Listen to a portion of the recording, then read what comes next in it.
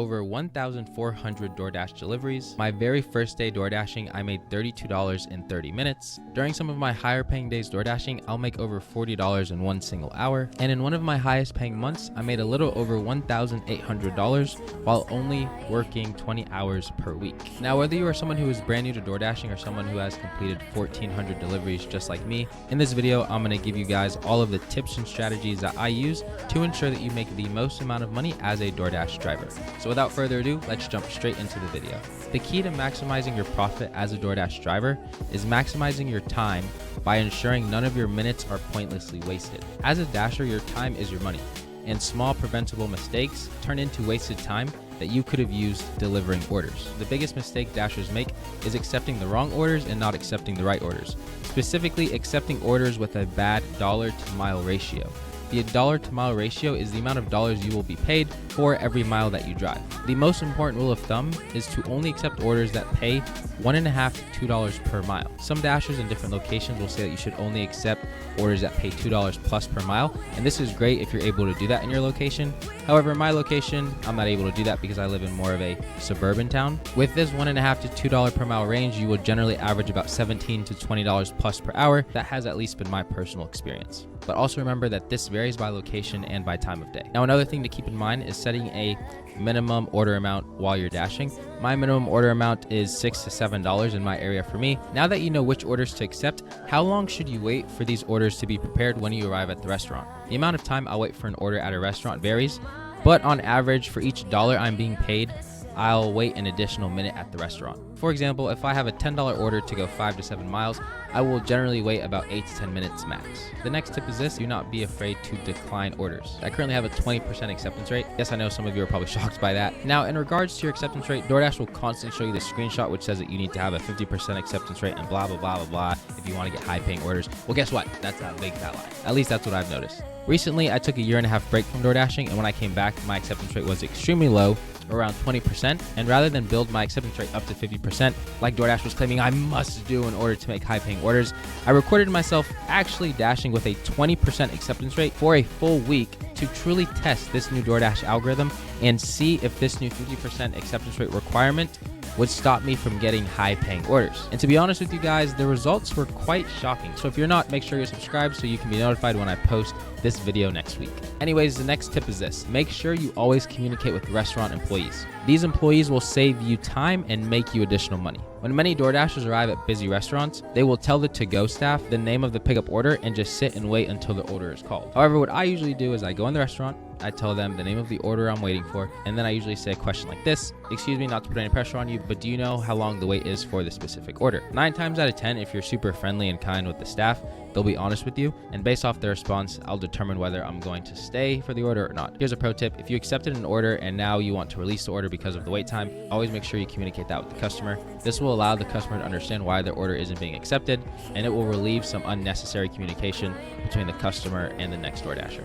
Tip number 5, the best times to dash are generally lunch and dinner on the weekends, though this varies from city to city. In my city, the busiest days of the week are Saturday and Sundays from 12 p.m. to 10 p.m., as that's generally the lunch and dinner rush. However, from my personal experience, if you start dashing after 10 p.m., you're not going to make as much money because less restaurants are open. Mondays and Fridays from 5 to 10 p.m. are usually the dinner rush where I live, and you can generally make some really good money as well. Tip number 6, make sure to schedule your dashes as soon as dashes become available on the Dasher app. For me, shifts become available at 12 a.m. every single day. Rather than waiting to dash on the day of and waiting for the map to give me that busy notification, I just set an alarm on my phone for 12 a.m.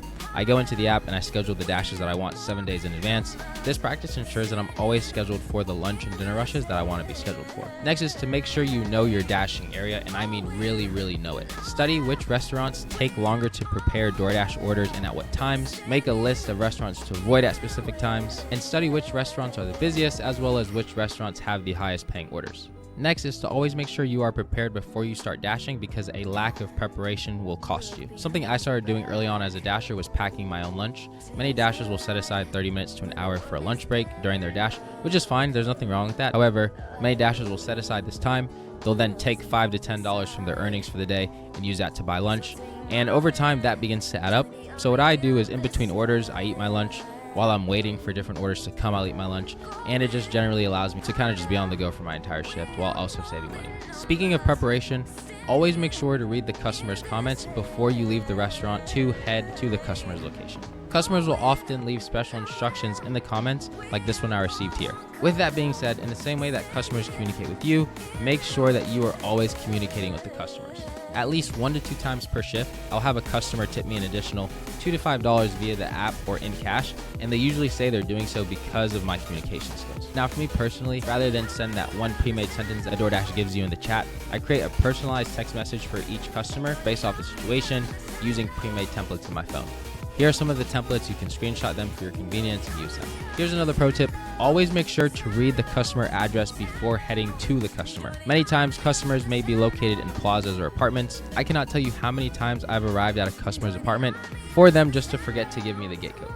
This started happening so often that when I first started DoorDashing, I would include this little additional message in my text to the customer that said, "Hey, I have your food, I'm on the way. I noticed that you live in an apartment complex. If you have a gate code, would you please send me the gate code as well as any other special instructions that I need to be aware of when locating the building and apartment that you live in?" If the customer has a gate code, they'll send it to you, and if not, they'll just say, "Hey, we don't have a gate." The next tip is this: do not be scared of highway miles. People often say don't go out of your delivery zone because it's not worth the drive back. However, I think this varies from order to order. For example, if you see an order that takes you one city over outside of your dash zone, you shouldn't be quick to decline this, mainly because on the highway you can drive faster and there's less traffic. So this means that you could get through the delivery process faster than you would if you were driving through residential areas. Next, do not be scared of accepting stacked orders, grocery orders, or shopping orders. Oftentimes, these orders are the highest paying orders in most shifts, but you must apply the principles I discussed earlier in this video, specifically analyzing the mileage of these orders as well as considering the additional time needed to complete these orders. Now, one of the biggest mysteries in the Dasher community is whether or not a low acceptance rate leads to lower paying orders. Well, I put this theory to the test, and in this video right here, I record myself dashing with a 20% acceptance rate to truly see if I could get high paying orders while using the strategies discussed in this video. So make sure to watch this video next, as it is extremely eye-opening. I'll also have the video linked in the description as well. With all that being said, always remember guys, wisdom is free and knowledge is power. And until next time, take it easy.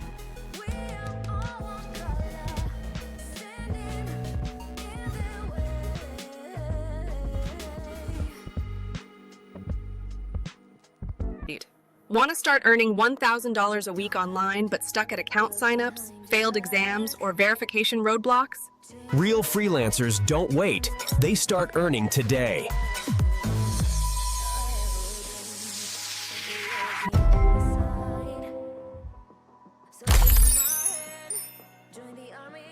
Want to start earning $1,000 per week online but stuck at account signups, failed exams, or verification roadblocks? White heavy check mark, we've got you covered.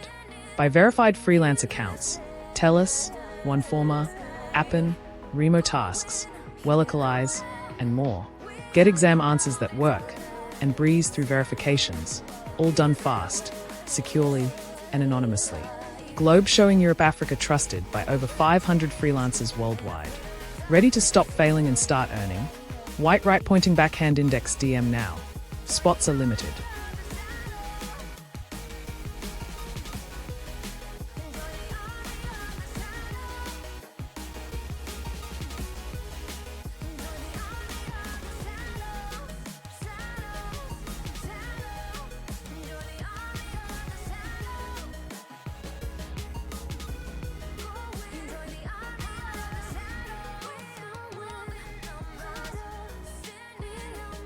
I don't even have to leave my room. In this video, I'm going to tell you everything you need to know about this side hustle, which is search engine rating. Now, I know this sounds complicated, but don't worry, I'm going to explain to you guys in the simplest way what search engine rating is. But first, I'm going to give you guys the 4 benefits of this side hustle that guarantees me $20,000 a year. Number 1, no degree or background in search is required in order for you to successfully complete the side hustle.